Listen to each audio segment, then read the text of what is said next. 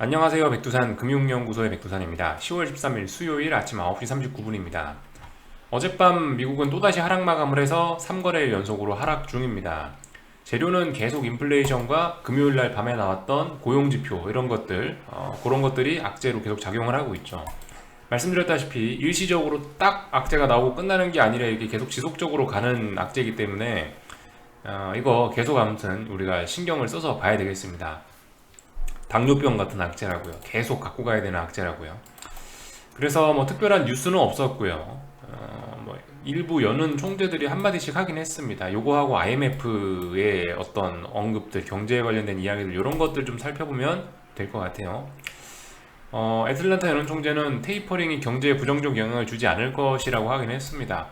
솔직히 뭐 부정적 영향이 왜 없겠어요. 있긴 있는데, 근데 이제 지금 상황에서 연준의 인식은 그렇다는 거죠. 지금 상황에서 연준의 인식은 돈을 너무 많이 풀어놓은 거에 대한 부작용이 훨씬 더 심하기 때문에 빨리 테이퍼링은 끝을 내야 된다라는 게 지금 연준의 생각이긴 합니다.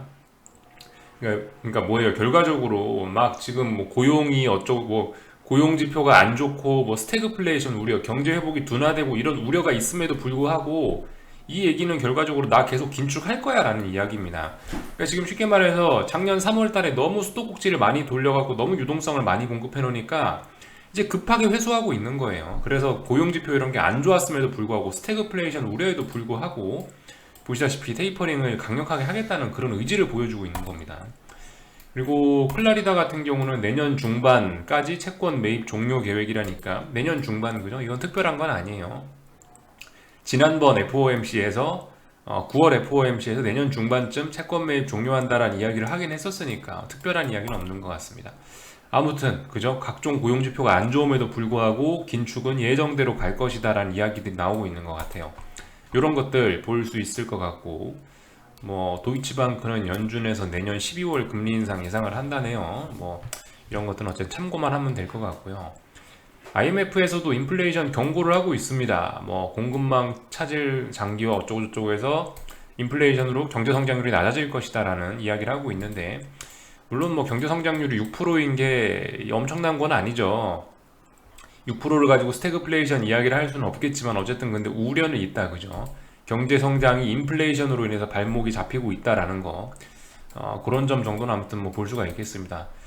아무튼 근데 그 여러분들이 상황 판단을 하실 때 이제 뭐 이건 솔직히 IMF의 의견이에요. 의견 그죠? 인플레이션을 경고해야 된다. 고용이 회복돼도 통화정책 정상화를 고용 회복 지연돼도 통화정책 정상화를 고려해야 된다. 어쩌고저쩌고. 뭐 어쨌든 뭐 시장에 대한 인식입니다. 인식. 뭐 예를 들면 이런 것도 시장에 대한 인식이죠. 연준이 테이퍼링 경제에 부정적인 영향을 주지 않을 거다. 뭐 인식. 이런 의견이나 이런 거는 어쨌든 여러분들이 그냥 적당히 걸러서 들으실 필요가 있을 것 같아요. 제가 이야기하는 것도 대부분 의견들이죠. 이제 의견들은 과감히 이제 듣지 마시고 아무튼 중요한 거는 얘가 왜 그런 주장을 하냐라는 이유를 아무튼 계속 잘 보셔야 될 겁니다. 그래서 뭐 어떤 여러분들이 이런 증시 투자와 관련된 이런 기사들을 보실 때 의견과 사실을 구분하셔갖고 좀 잘 보셔야겠죠. 아, 쟤네가 그렇게 이야기하는구나. 그건 의견이구나. 라고 하고 패스. 그 외에 뭐 예를 들어서 이런 것들은 중요하겠죠. 뭐 상장 기업의 순이익이 27.6% 증가했다. 27.6% 증가했다라는 요 숫자. 아니면은 뭐 이런 것들 뭐 채용 공고 1,400만 뭐 1,443만 건 뭐 이런 거 숫자. 객관적인 숫자는 여러분들이 잘 주목을 해야 될 겁니다. 숫자는 믿어야죠. 남들의 의견이나 주장은 안 믿어도 되지만 숫자는 믿고 그 숫자를 바탕으로 스스로 판단을 해야 되겠죠. 그게 제일 중요한 것 같아요. 스스로 판단하자. 그게 아무튼 가장 중요한 것 같고 투자에 있어서요. 그래서 결과적으로 뭐 제 영상을 뭐 맨날 보고 뭐 어디 뭐 증권 방송을 맨날 보고 어디 뭐 전문가 영상을 보고 결과적으로 자기가 그걸 듣고 판단을 할 수 있는 그 능력을 빨리 기르는 게 가장 중요할 겁니다. 그래서 아무튼 어젯밤에 미국은 뭐 3거래일 연속으로 빠졌다라는 거를 아무튼 보실 수가 있을 거고요. 그래서 그림을 조금 좀 살펴보자면은 하여튼 그죠. FANG가 또 빠졌습니다. 뭐 그림을 좀 보자면은 뭐 하락이 좀 강화되고 있는 뭐 이런 모습입니다. 하락이 강화되고 있어요. 그래서 일단 뭐 이런 분위기면 일단 전저점 쪽으로 여기 있는 이 지지력을 테스트하러 내려갈 것 같긴 합니다. 이건 S&P입니다.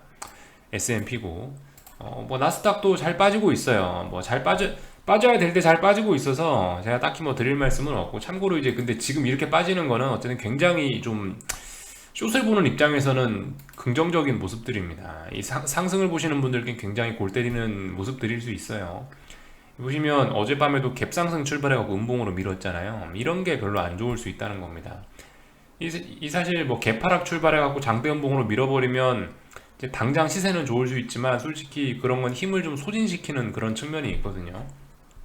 갭상승 조금 출발해가지고 이렇게 밀어버리면 솔직히 변동성도 별로 증가하지 않는단 말입니다. 변동성도 좀 감소하고 힘도 좀 많이 덜 들이고, 이런 모습들이 어떤 위에서 저항을 누적시키는 그런 측면들이 있거든요. 그래서 아무튼 뭐 숏이 쉽게 끝날 것 같지는 않아 보입니다. 일단 이런 모습들을 보면요, 지지력이라는 게 일단 잘 보이지 않는다. 그래서 이런 분위기면 여기 있는 직전 저점 자리까지 테스트하러 갈 수 있을 것 같다.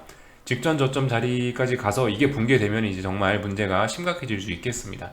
지금까지 위에 있는 게 조정일 수도 있어요. 근데 이걸 붕괴시키면 그거는 조정이 아닐 추세 전환의 가능성이 굉장히 높을 것 같습니다. 이 자리 붕괴되느냐 지키느냐가 굉장히 중요할 것 같아요. 이런 이야기를 드렸고요.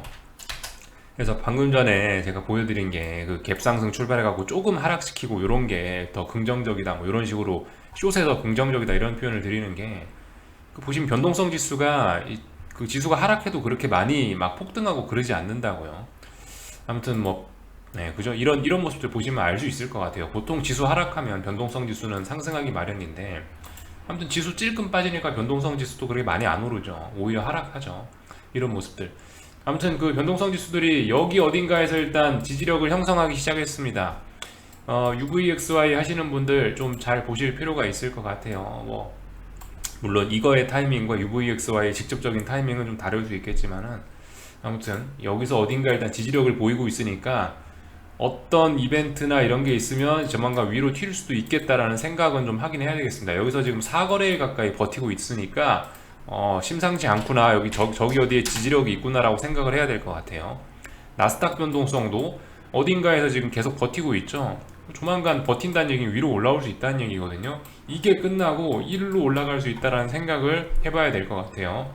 이런 점들 정도 체크를 했고, 달러는 어젯밤에 여기 있는 직전 고점 자리를 양봉으로 일단 돌파 한착을 하긴 했습니다. 고점을 살짝 높였고, 얘 같은 경우도 지금 보시면 어떤 변동성을 죽이면서 차분하게 올라가고 있기 때문에 굉장히 어쨌든 뭐 상승을 보는 입장에서는 뭐 굉장히 하여튼 뭐 잘 가고 있는 겁니다. 지금 보시다시피 그 달러 인덱스 차트인데요, 이 부분이 굉장히 중요한 자리죠. 이 대략적인 큰 마디대 그림 한 번만 좀 살펴보고 가자면은 이런 식으로 선을 그으면 대략적으로 좀 보이지 않을까요? 그죠? 다시 여기 부분이 어떤 중요한 마디 가격이 될 겁니다. 대충 보이시죠? 여기 코로나 직전에 여기 한번 터치했다가 요걸 깨면서 폭락 나왔다가 다시 여기 터치했다가, 그러니까 지금 이 자리가 94.6 정도 됩니다. 94.6 부근이에요. 94.63 뭐 이 정도 되는데, 요 부분이 굉장히 중요한 자리일 겁니다. 이제 이거 밑에 있느냐 이거 위에 있느냐는 굉장히 큰 어떤 의미가 좀 달라질 겁니다. 그죠? 그래서 이거 위로 올라오면 이제 위쪽으로는 좀 탄력적으로 갈 수 있을 겁니다. 지금까지 여기는 저항이 굉장히 많았던 구간인데, 이거 위로 올라가면 이제 위쪽으로는 보이시죠? 폭락을 했던 이런 구간들이 있기 때문에 매물대가 잘 없습니다. 여기까지는 버벅버벅거리면서 올라오는 게 자연스러운 일인데, 요거를 넘어가기 시작하면은 최소한 97 정도, 여기 정도 레벨까지는 쑥 하고 아주 마음 편안하게 올라올 수 있다는 거. 94, 95 부근에서 97까지 올라온다면 몇 퍼센트 정도 움직일 수 있다는 거죠. 달러가 몇 프로 움직이면 굉장히 크게 움직이는 걸 겁니다. 그래서 이거를 아직 넘어가지 않았기 때문에 그나마 세상이 이 정도로 평온하구나 라고 봐도 틀리진 않을 것 같아요. 물론 아직까지 이거 돌파까지는 제가 봤을 때는 좀 시간이 걸리긴 걸릴 겁니다. 워낙 무거운 자리이기 때문에요. 정말 무거운 자리예요. 94.6 어쩌고저쩌고 이 자리가 굉장히 무거운 자리이기 때문에 시간이 걸리긴 걸릴 거라는 거 좀 보시면 되겠고요. 그래서 그게 머지않았다라는 거. 동시에 원달러 환율도 그 어떤 그죠? 뭐 물론 원달러 환율도 뭐 지금은 아직까지는 뭐 괜찮을 수 있습니다. 지금까지는 괜찮을 수 있는데, 이게 특정 레벨을 넘어가면은 이제 그 다음부터는 폭등들밖에 없어요. 그 다음부터는 폭등입니다. 물론 아직까지 좀 한참 남긴 남았는데 이게 1200 몇십 원을 넘어가는 순간부터는 보시다시피 급등락 구간이기 때문에 지지와 저항이 잘 없고 뭉텅뭉텅 움직일 수 있습니다. 그 다음부터는 그죠? 아직까지는 안심할 수 있는 구간이란 말이에요. 그래도 아직까지는 저변동성, 저항이 많은 그런 구간들인데 방금 보셨다시피 달러 인덱스도 그렇고 뭐 원달러 환율도 그렇고 좀 이따 뭐 위안화 환율 이런 것도 볼 텐데 대부분이 이제 지금은 어떤 저항대에 있는데 이게 특정 순간을 넘어가면 확 하면서 이제 튀면서 그때 움직이는 게 진짜 무서운 게 될 수 있을 것 같습니다. 그래서 아무튼 뭐 이런 점들 정도 좀 간단하게 살펴봤고요. 네, 한국장 이야기를 할 건데 그 전에 그죠 뭐 중국에서 이런 뉴스들이 좀 나오고 있네요. 헝다를 계기로 해서 금융 분기를 잡는다라고 해서 뭐 기업 대출 유착 비리 조사한다고 합니다. 중국이요. 시진핑이 이번에 금융 권력 정조준 그죠? 이게 방금 전에 나왔던 같은 기사인데 제목만 좀 다르게 표현한 거겠죠. 아무튼 좀 뭔가 좀 중국 정치권에서 무슨 문제도 있는 것 같고 하여튼 아무튼 보시면은 뭐 부동산이 뭐 망한다 어쩌다 저쩌다 위기다 어쩌다 저쩌다 말이 많은데 그럼에도 불구하고 조금도 얘네는 뭐 이렇게 좀 좀 기업들을 좀 풀어줄 생각이 없고 막 쪼이려고 하는 것 같아요 계속. 어쨌든 그죠 계속 뭐 긴축적이고 시장에 안 좋은 뉴스들이 계속 들려오고 있는 이런 모습들이 좀 보이고 있어서 이런 기사 정도는 좀 보면 좋겠다 해서 일단 뭐 이런 거 좀 보여드린 거고요. 중국에 관심 있으신 분들은 이런 거 좀 잘 보시면 좋을 것 같긴 합니다. 말씀드렸다시피 저는 이게 계속 어떤 지금 시진핑의 어떤 내부의 공산당 내부의 어떤 권력 싸움하고 헝다나 이런 것들이 지금 같이 좀 복합적인 이슈가 아닌가 싶긴 한데 근데 뭐 증거는 없습니다. 그냥 음모론일 뿐이죠. 네. 뭐 요 정도 이야기는 간단하게 하고요. 자, 하여튼 이제 한국장을 보겠습니다. 한국장 볼 건데 잊지 말으셔야 될 거 계속 옵션 만기 주다라는 거 더군다나 오늘 수요일이죠 수요일 목요일 오늘하고 내일이 이제 옵션 만기 2거래일 남은 거예요. 어제 뭐 저녁 영상에선 깜빡하고 말씀을 안 드렸지만 뭐 그거 얘기한다고 그게 없어지는 건 아니죠. 예. 아무튼간 보시면 양합이 비싸다라는 이야기를 분명히 드렸고요. 이 부분이 이번 주 시장의 어떤 핵심적인 움직임의 포인트입니다. 결과적으로 뭐 미국이 오르거나 미국이 내리거나 어쨌든 그런 거하고 상관이 없이 너무 비싸요 옵션이. 어제 같은 경우는 어쨌든 시원하게 한번 뭐 풋옵션이 한 100%씩 줬으니까 오늘은 또 콜옵션을 좀 살려줄 모양이네요. 그래서 하여튼 뭐 보시다시피 지금 양합이 더해 보시면 이제 한 5점이 아니구나 한 4.5 정도까지 내려갔죠. 어제 아침에 양합이 7 넘었던 것 같은데 기억하시죠? 예, 지금 4.5 이 정도까지 내려왔습니다. 이게 1이나 2 정도까지 내려와야 될 거예요. 그러니까 앞으로 얼마나 더 죽여야 될지 이런 측면에서 보시면 되겠죠. 오늘 같은 경우는 솔직히 그리고 보시다시피 풋옵션들이 어제 박스권 상단 자리까지 한번 시원하게 치고 올랐었기 때문에 오늘 여기서 이제 풋옵션을 더 살려준다. 오늘 여기서 풋대박이 한번 더 난다라고 한다면 그거는 이제 옵션 변동성을 죽일 수가 없을 거예요. 그죠? 여기서 만약 풋대박이 나버린다. 여기서 풋의 장대 항봉이 나온다라고 한다면 옵션 가격들은 더 비싸지게 될 거라고요. 그죠?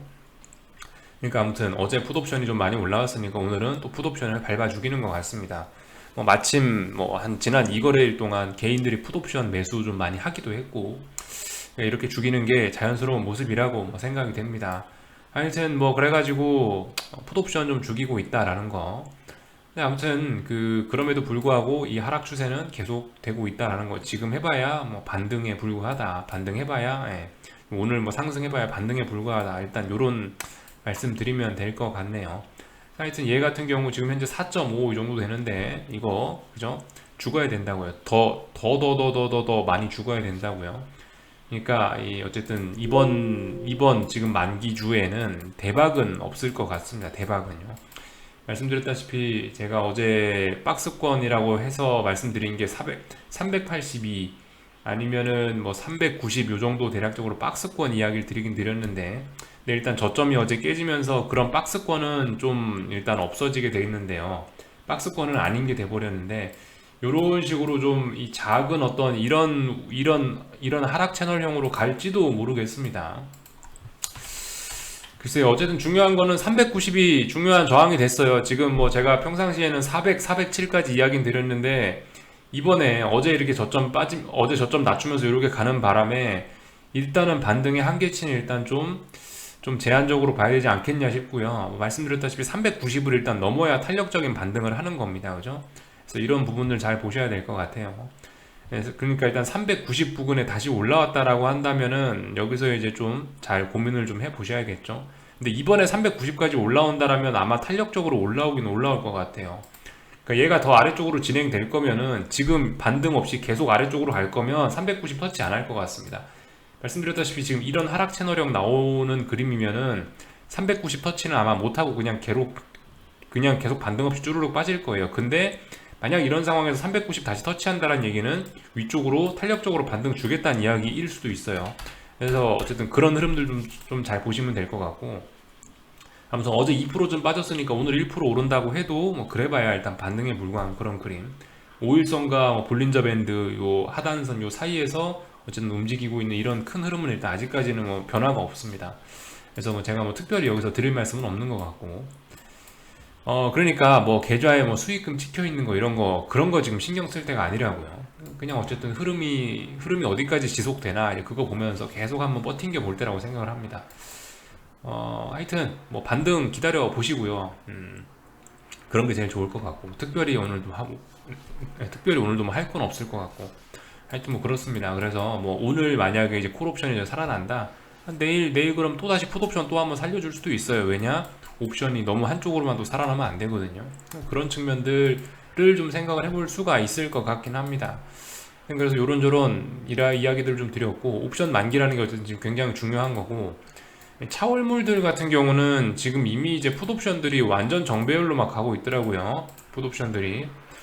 그런 점들도 좀 우리 참고는 좀 하긴 해야 될 것 같습니다. 완전 정배열인데 그 와중에 일단 어떤 단기 저항 정도를 좀 만난 것 같아요. 뭐 예를 들면 뭐 요런 것들 차월물 옵션인데요. 보시면 이거 완전 정배열로 지금 가려고 하고 있죠. 요런 모습들이 나타나고 있습니다. 뭐 그래서 하여튼 뭐 풋옵션들이 잘 움직이고 있다라는 거 뭐 그냥 한번 체크만 해봤고요. 지금 이게 중요한 건 아니고, 그 얘기 하나 하고 마치겠습니다. 보통 이제 지금 이맘때쯤 이제 좀 많이 빠졌으니까 다들 이제 어떤 뭐 대형주들이라든가 반등이나 이런 걸 좀 기대할 수가 있는데, 보통 이제 그런 타이밍들이긴 한데요. 솔직히 맞아요. 저도 이쯤 하면 이제 반등 나오지 않겠냐 싶은 그냥 막연한 생각들은 갖고 있는데, 아무튼 이쯤에서 뭐 요런 이야기가 좀 도움이 되지 않을까 싶습니다. 보통 주식시장의 종목들의 움직임이 보통 그래요. 50%, 100%, 마이너스 50%, 뭐 마이너스 75%요 정도 단위 요런 식으로 움직입니다. 이게 그러니까 뭐 예를 들어 뭐 주식이 오른다. 뭐 저점 대비해서 뭐 고점이 뭐 10몇 프로 올랐네, 뭐 15% 올랐네, 23% 올랐네, 이런 애매한 숫자는 잘 없어요, 보통. 이런 애매한 숫자는 잘 없고, 보통 저점 대비해서 고점 움직였다 하면은 뭐 좀 대형주는 50% 정도 움직였다 하면 주식은 50%예요. 보통 30% 정도 한번, 50% 정도, 뭐 그리고 100% 보통 이런 단위를 가지고 움직입니다. 왜 이렇게 움직이냐? 그냥 이제 투자자들 심리에 의해서 그렇다고요. 저점 대비 뭐 30%, 저점 대비 50%, 저점 대비 100% 이런 자리들이 굉장히 중요합니다. 상승할 때, 거꾸로 반대로 하락할 때도 비슷해요. 고점 대비해서 반토막, 고점 대비해서 3분의 1 토막, 고점 대비해서 뭐 4분의 1 토막, 이런 자리들이 보통 중요합니다. 근데 이제 이게 만약 대형주라면은 이제 이런 거고, 중소형주들이라면은 이제 50%, 30% 이런 거 이제 가뿐하게 건너뛸 수도 있죠. 막 가면 기본으로 100%, 200%, 150% 이렇게 갈 수도 있다는 거. 그래서 이게 어쨌든 사람이 매매하는 거다 보니까 그런 라운드 넘버들이 좀 예상외로 중요한 저항이나 중요한 지지선으로 활약을 합니다. 뭐 어떤 하락엔자 목표치 이런 것들이나 뭐 상승엔자 목표치 이런 것들을 계산해도 대부분 그 어떤 저는 50%뭐 100% 이런 식으로 딱딱 떨어지는 자리들이 하여튼 보통 그렇게 딱딱 떨어지게 움직입니다. 항상 그런 건 아니니까 근데 대충 주의는 하셔야 되긴 되는데, 하여튼 뭐 그렇다는 거죠. 그래서 이런 관점도 우리가 한번 생각을 해볼 필요가 있는데, 뭐 특별한 뭐 어떤 기술적이거나 뭐 아니면 뭐 특별한 뭐 어떤 뭐 실적이 어떠고 저쩌고 해서 그런 이유는 필요 없고요. 보통 심리적인 이유로 인해서 이렇게 움직이는 경향들이 좀 크다는 거, 이런 라운드 넘버들 잘 기억하시라는 거고, 삼성전자 같은 경우는 이제 워낙 대형주죠. 워낙 대형주니까 대략적으로 이제 여기 고점이 얼마인지 잘 기억하시고 뭐 96,800원이잖아요. 대략적으로 한 30% 정도 빠지면은 한 번쯤 멈추겠거니 이 정도 생각 정도 해보는 거는 괜찮을 수 있을 것 같아요. 근데 이제 30% 정도 빠졌는데 여기에서 이제 반등을 못한다, 여기서 지지력이 없다, 그럼 어디까지 가냐? 보통 50%까지, 반토막 정도까지는 갑니다. 대형주가 반토막 나는 게 가능하냐? 대형주 3월달부터 더블도 났는데 반토막 나는 거 안 되겠습니까? 그죠? 세상에 불가능한 거는 없어요. 특히 국제유가 마이너스 가는 시대인데 특히나 그런 거 없습니다. 요즘 고변동성 시대이기 때문에. 그리고 삼성전자 이런 것도 재수 없으면 고점 대비 뭐 마이너스 60%, 마이너스 70% 충분히 가능해요. 네. 그러니까 그런 점들을 좀 우리 한번 생각을 해보면 될 것 같습니다. 마침 뭐 하락엔자 목표치나 이런 걸 계산을 해봐도 대략적으로 그런 것들이 어느 정도 맞아 떨어지거든요. 그래서 아무튼 뭐 제가 이야기를 하는 거는 삼성전자 같은 거 아직도 하락에 대한 목표치가 조금은 좀 남아 있는 것 같다라는 뭐 이런 이야기를 좀 드리고 싶고, 뭐 그리고 어쨌든 뭐 지금 뭐 제 영상 보시는 분들은 대부분 삼성전자 이런 거 관심 없긴 하실 텐데, 아무튼 이거 쉽게 잡으면 안 된다는 거, 그죠? 이미 이렇게 기울기가 한번 꺾였어요, 그죠? 이 삼성전자 같은 거 예를 들면 지금 요렇게 단기 하락 추세 나오다가 지금 이 하락의 기울기 꺾였잖아요. 꺾였다는 얘기는 이제 이거 끝을 보러 가야 된다는 것일 수 있어요. 이게 단기 하락 추세에서 이제 중장기 하락 추세로 이제 전환이 됐거든요. 제가 예전에 그 말씀을 드린 게 이런 이야기를 드렸죠. 이 모든 시세는 끝이 갈수록 가팔라진다고요. 처음에 언더슈팅, 폭락으로 시작을 해갖고 어떤 상승 추세가 시작이 되는데 처음엔 오르는지 안 오르는지도 모르게 움직인다고요. 그러다가 어느 순간 상승 기울기가 살짝 가팔라져요. 그리고 어느 순간 상승 기울기가 살짝 더 가팔라지고 살짝 더 가팔라지고 하다가 이제 엄청난 오버슈팅을 주고 그 다음에 이제 시세가 끝나고 나서 다시 이제 하락도 맨 처음에 기울기가 약하다가 기울기 갈수록 가팔라졌고 맨 마지막엔 어때요? 수직으로 떨어지고 나서 투매 나오고 나서 또 다시 상승 추세가 시작되죠. 근데 이제 이런 측면에서 보면은, 하여튼 이런 측면에서 보면 지금 삼성전자 같은 거는 어설프게 이제 잘못 잡으면 큰일 날 수가 있겠죠. 어쨌든 이런 측면에서 지금 하락이 이제 2단으로 가팔라졌다라는 얘기는 앞으로도 이게 물론 반등은 나올 수 있지만 이게 투매나 엄청난 폭락이 나오기 전까지는 이거 삼성전자 쳐다도 봐서는 안 되겠다, 이런 생각이 좀, 하여튼 전 개인적으로 뭐 그런 생각이 좀 듭니다. 뭐 주식시장을 뭐 보는데 복잡한 이야기 할 거 없을 것 같아요. 사실 어차피 이게 이제 그 심리에 의해서 좀 움직이는 그런 부분이 좀 많다 보니까 사실, 그죠? 뭐 다양한 측면에서 설명을 할 수 있는데 의외로 이렇게 별것도 아닌, 정말 별거 아닌 사쿠라 같은 그런 설명인데, 이런 설명도 근데 어쨌든 딱딱딱 맞아떨어지는 그런 경우들이 있으니까 어쨌든 참고만 하시고요. 정말 말도 안 되는 소리인 것 같고 근거도 없는 그런 이야기이긴 한데요. 그런 경향성들이 분명히 있어요. 한번 여러분들 차트 한번 뒤져보면서 한번 보세요. 그래서 고점이 얼마였냐, 그리고 예를 들어 폭락이 나왔을 때 그런 저점이 어디였냐, 어디까지 빠지고 나서 얼마나 반등하더라, 대략적으로 살펴보세요. 30%, 50%, 100% 이런 자리들이 딱딱딱딱 맞게 떨어집니다. 그래서 어쨌든 그리고 지금 삼성전자 같은 거 기울기가 가팔라졌으니까 결과적으로 이거 하락 추세 강화된 거고, 그러면 어떻게 돼야 되겠다, 결국 끝을 보러 갈 수 있다, 이미 하락 추세는 시작된 것일 수도 있다 라는 생각을 해봐야 되긴 되겠죠. 결과적으로 삼성전자 그렇잖아요. 작년 3월 달에 엄청난 폭락 주고 나서 기울기 이렇게 하다 기울기 가팔라지면서 오버슈팅 주고 끝났잖아요. 하락 나오고 하락 가팔라졌고, 그럼 어디까지, 투매 나올 때까지 가팔라져야 될 겁니다 아마. 근데 지금 모습이 투매냐? 전혀 투매 같진 않죠. 다들 지금 주식 살라고 그러고 있잖아요.